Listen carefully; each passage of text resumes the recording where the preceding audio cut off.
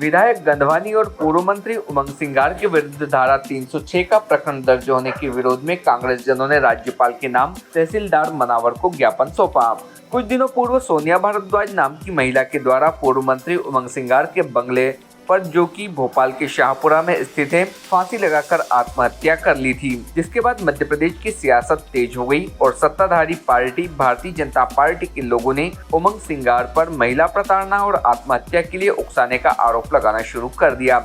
किंतु कांग्रेस ने इसे राजनीतिक षड्यंत्र मानकर अपने विधायक उमंग सिंगार से स्पष्टीकरण दिलवाया, जिसमें विधायक उमंग सिंगार के द्वारा कहा गया कि अगर इस प्रकार के प्रकरण में सियासत हो रही है, सियासत का जवाब सियासती लड़ाई से ही दिया जाएगा।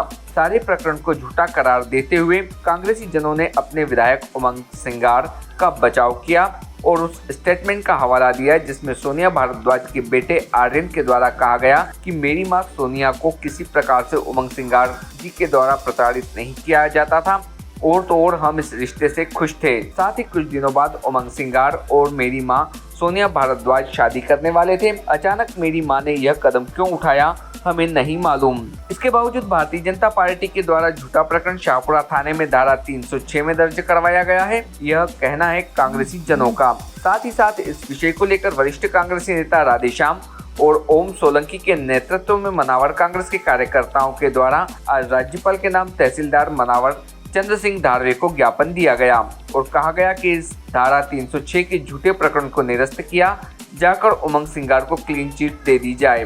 इस अवसर पर किसान कांग्रेस के नेता राजेश पवार, हरीश खंडेलवाल, आशीष, मुकेश, श्रीधर पाटीदार, कलीम खान, योगेश जख्मी, संग्राम चिकली, सैयद रिजवान अली, अशफाक बबलू आदि नेता उपस्थित थे जो ज्ञापन देने में सम्मिलित हुए। भारतीय न्यूज के लिए मनावर से कलीम खान की रिपोर्ट। ये हाल ही में एक हमारे माननीय मंत्री उमंग सिंगार जी के भोपाल स्थित बंगले में सोनिया भारद्वाज नाम की महिला ने सुसाइड कर लिया था। उस संबंध में आज हमने महामहिम राज्यपाल महोदय के नाम से ज्ञापन दिया है। सोनिया भारद्वाज जी ने एक सुसाइड नोट दिया, उसमें प्रत्यक्ष या अप्रत्यक्ष रूप से कहीं भी उमंग सिंगार जी का कोई उल्लेख नहीं किया गया है कि उन्होंने आत्महत्या के लिए प्रेरित किया है। और सबसे बड़ी बात तो यह है कि उन्होंने उस पत्र में आई लव यू लिखा। साथ ही उनका जो पुत्र है, वयस्क है, 18 साल का है, आर्यन नाम है उनका, उन्होंने एडिशनल एसपी और मध्य प्रदेश के मीडिया और सीएम साहब को चिट्ठी लिखकर अवगत कराया कि हम किसी भी तरह से उमंग सिंगार के ऊपर कोई संदेह हम नहीं कर सकते हैं, क्योंकि मेरी माँ मतलब जो मृतका सोनिया भारद्वाज है, उनके बीच में बहुत जल्दी शादी होने वाली थी और बहुत ही कोऑपरेटिव इंसान उमंग सिंगार जी, इसलिए मेरी तरफ से कोई भी संदेह या कोई ब्लेम या कोई शक हम उनके ऊपर नहीं करना चाहते हैं। मृता की माता जो बुजुर्ग है वो भी अंबाला से आई, उन्होंने स्पष्ट कहा कि बहुत जल्दी उमंग सिंगार जी और सोनिया जो है शादी करने वाले थे लॉकडाउन के बाद में, इसलिए उनके ऊपर कोई भी शक करना अनुचित है। साथ ही उमंग सिंगार जी, जब सोनिया भारद्वाज जी ने आत्महत्या की, उस समय उमंग सिंगार जी अपने गृह क्षेत्र गंधवानी में थे और कोविड के मरीजों के लिए सहायता कर रहे थे। इस कंडीशन में उनके ऊपर कोई भी टिप्पणी या उनके ऊपर केस लगाना अनुचित है।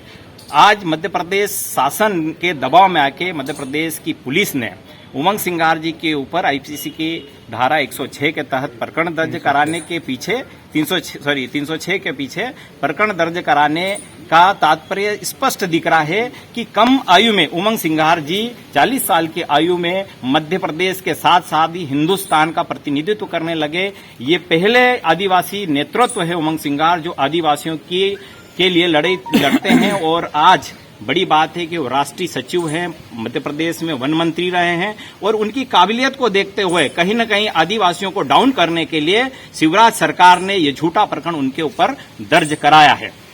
आपने क्या मांग की?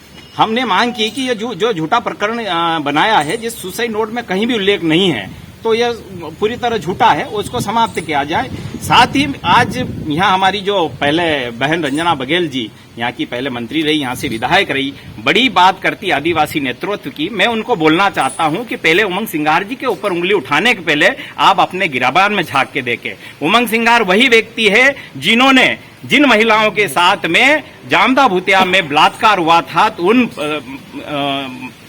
महिलाओं का सहयोग किया और उनको दिल्ली तक लड़ने के लिए गए थे। और ये रंजना बघेल वही है जिन लोगों ने उन महिलाओं के साथ बलात्कार किया था उनका सहयोग किया है। आदरणीय रंजना बहन जी, आप अगर इतना खरा होती तो आज मनावर विधानसभा के आदिवासी आपको 40,000 से पार नहीं करते। इसलिए आदिवासियों की टिप्पणी करना बंद करें। आज वक्त है आदिवासियों को आगे बढ़ाने का। आज कोई भी पार्टी हो आदिवासियों को आगे नहीं बढ़ने देती है। आज 40 साल की आयु में उमंग सिंगार आज इतनी अपनी प्रसिद्धियां प्राप्त कर रहे हैं तो ये उनकी अपनी क्वालिटी है।